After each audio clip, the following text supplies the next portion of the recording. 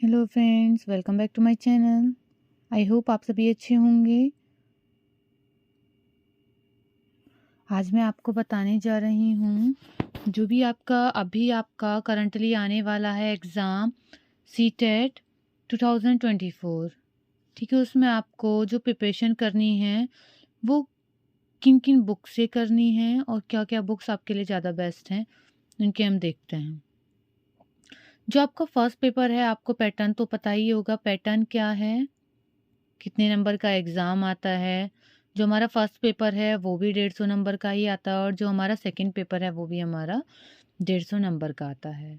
तो first paper में जो हमें प्रिपरेशन करनी है आपके लिए, आपको उनके लिए कोई एक्स्ट्रा बुक या फिर कोई भी अदर पब्लिकेशन की बुक लेने की कोई ज़रूरत नहीं है।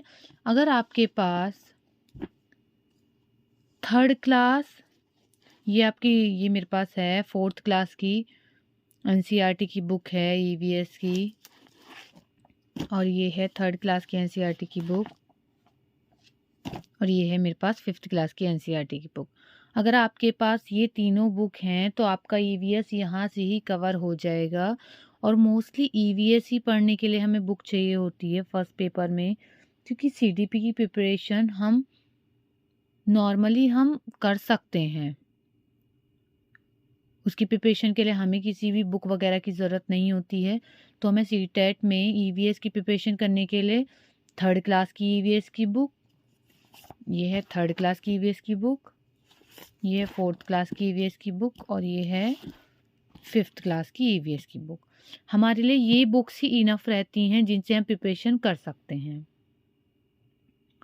इसमें सारा सिलेबस है जो आप एनसीईआरटी ने आपको सिलेबस दिया है, जो सीबीएसई ने सीटेट पेपर के लिए जो सिलेबस बनाया है वो पूरा सिलेबस इन बुक्स में है। तो मैं आपको जो फर्स्ट पेपर है सीटेट का ईवीएस की, मैं आपको पूरी प्रिपरेशन कराऊंगी। पूरी जितनी भी प्रिपरेशन होगी मैं आपके लिए बुक से ही प्रिपरेशन कराऊंगी, जो कि आपको ऐसा ना लगे कि मैं अलग से प्रिपरेशन करा रही हूँ। आप जब पेपर भी देखेंगे तो आपको याद रहेगा कि हाँ, आपने जो बुक में पढ़ा है वही क्वेश्चंस आपके एग्ज़ाम में आए हुए हैं। तो मैं आपके लिए सीटेट के लिए जो ईवीएस का पूरा एग्ज़ाम पैटर्न है, एग्ज़ाम में क्या क्या क्वेश्चंस आते हैं, वो मैं आपको फुल प्रिपरेशन कराऊंगी। आगे हम देखते हैं। ज़्यादा से ज़्यादा अगर आप कोई प्रैक्टिस सेट लेना चाहते हैं तो मैंने जो लिया था जब मेरा पेपर था, मैंने ये पेपर लिया था, ये वाला प्रैक्टिस सेट लिया था, वो है यूथ कंपटीशन टाइम्स। ठीक है, अगर आप लेना चाहें तो आप ये ले सकते हैं, जिससे आप सिर्फ प्रैक्टिस सेट लगा सकते हैं। इनसे आपको क्वेश्चंस की पता चल जाएगी कि जो एग्ज़ाम में क्वेश्चंस आते हैं वो कैसे क्वेश्चंस आते हैं।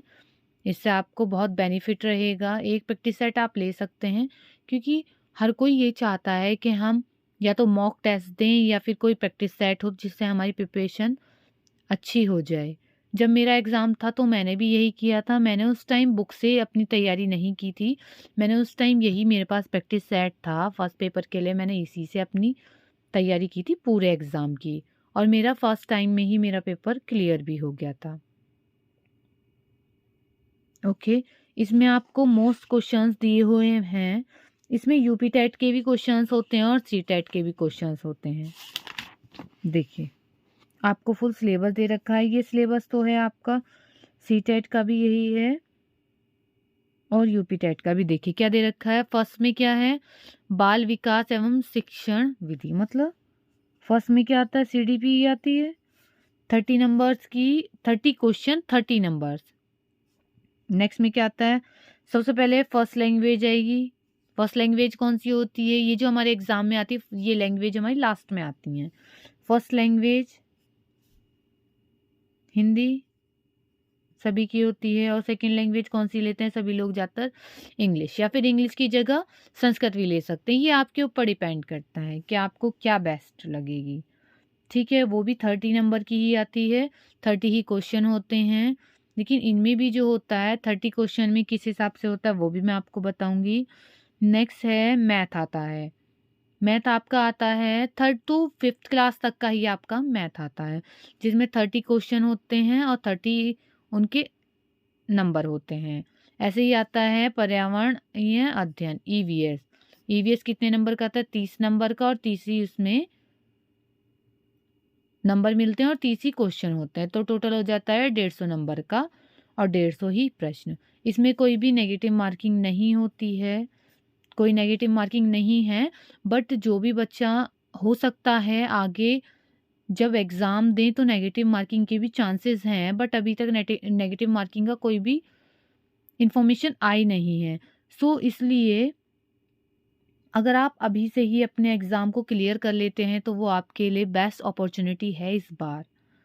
कुछ पता नहीं है गवर्नमेंट क्या कर सकती है, नेक्स्ट टाइम कभी एग्ज़ाम में नेगेटिव मार्किंग मेंशन कर दे तो बहुत इश्यू हो जाएगा, क्योंकि विदाउट नेगेटिव मार्किंग ही इस पेपर को सॉल्व करने में या फिर पास करने में बहुत प्रॉब्लम हो रही है। तो नेगेटिव मार्किंग अगर हो जाएगी तो और भी ज़्यादा इश्यूज़ आ जाएँगे। तो जो हमारा ये सीडीपी है, इसमें भी किस तरह से आता है, सीडीपी तो 30 नंबर्स की आती ही आती है, बट जो हमारी सेकंड लैंग्वेज है, हम सेकंड लैंग्वेज ही देख लेते हैं। ये चाहे सब्जेक्ट आगे पीछे करके आएँ, कोई इश्यू नहीं है। जो हमारा ये 30 क्वेश्चंस हैं और 30 नंबर के हैं, इसमें क्या होता है, 15 नंबर्स में क्या होता है, 15 नंबर्स तो होता है कंटेंट का और 15 नंबर्स होते हैं पेडागोजी के। तो सबसे पहले 15 नंबर की पेडागोजी आएगी, उसके बाद आता है कंटेंट।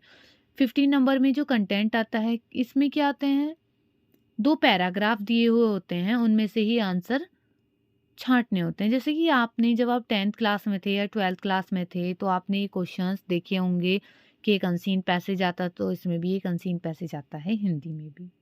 इसी तरह से आपकी जो ये दूसरी लैंग्वेज है, चाहे वो आपका जो ये दूसरी लैंग्वेज है, चाहे वो संस्कृत है या फिर इंग्लिश है या हिंदी है, वो भी आपकी 30 नंबर की ही आएगी। इसमें भी क्या होता है, 15 नंबर्स तो होते हैं कंटेंट के और 15 नंबर्स होते हैं इसमें भी हमारे पेडागोजी के। तो हिंदी और इंग्लिश की पेडागोजी सेम होती है, बस वो हिंदी में होती है और ये इंग्लिश में होती है, तो आपको अच्छे से समझनी है। इसमें भी क्या होता है, 2 अनसीन पैसेज होते हैं जिनमें से आपको आंसर को छाँटना होता है। आई होप आपने इतना समझ लिया होगा। जो मैथ का पोर्शन होता है हमारा, मैथ के पोर्शन में भी ऐसे इसी तरह से आता है। 15 क्वेश्चंस तो होते हैं पेडागोजी के और 15 होते हैं कंटेंट के।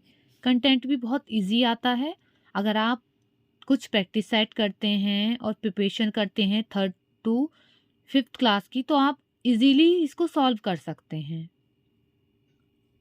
आई होप यहाँ तक समझ में आ गया होगा, और अगर मेरे चैनल पर न्यू हैं तो चैनल को सब्सक्राइब कीजिए और वीडियो को लाइक भी कर दीजिए। अब हम देखते हैं ईवीएस का, जो पर्यावरणीय अध्ययन होता है उसमें क्या क्या आता है। फिर इसमें भी क्या होता है, 15 नंबर की तो पेडागोजी होती है और 15 नंबर्स का कंटेंट आता है। तो जो आपको ईवीएस की 3rd क्लास की, 4th क्लास की और 5th क्लास की जो बुक पढ़नी है, उसमें से ही आपका टोटल 15 नंबर में आता है।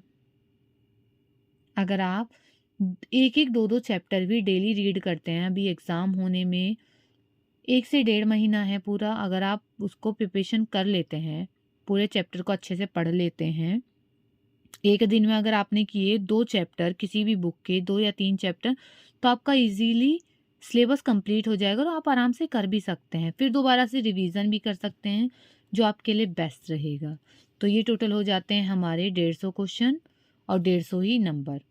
आई होप आपको सिलेबस समझ में आ गया होगा। अगर कुछ और जानकारी लेनी है तो आप मेरे को कमेंट करके पूछ सकते हैं, मैं आपको कमेंट में ही आंसर दे दूँगी। मैं कोशिश करूँगी आपके सभी कमेंट्स का मैं आंसर दूँ। मिलते हैं आपसे दूसरी वीडियो में न्यू टॉपिक के साथ। कोशिश करूँगी मैं आपको जो ईवीएस की थीम्स पर रिलेटेड, सारा सिलेबस ईवीएस का थीम्स पर रिलेटेड है, जो थीम्स हैं वो मैं आपको समझाऊँगी और मैं आपको प्रिपरेशन भी कराऊँगी पूरी ईवीएस की।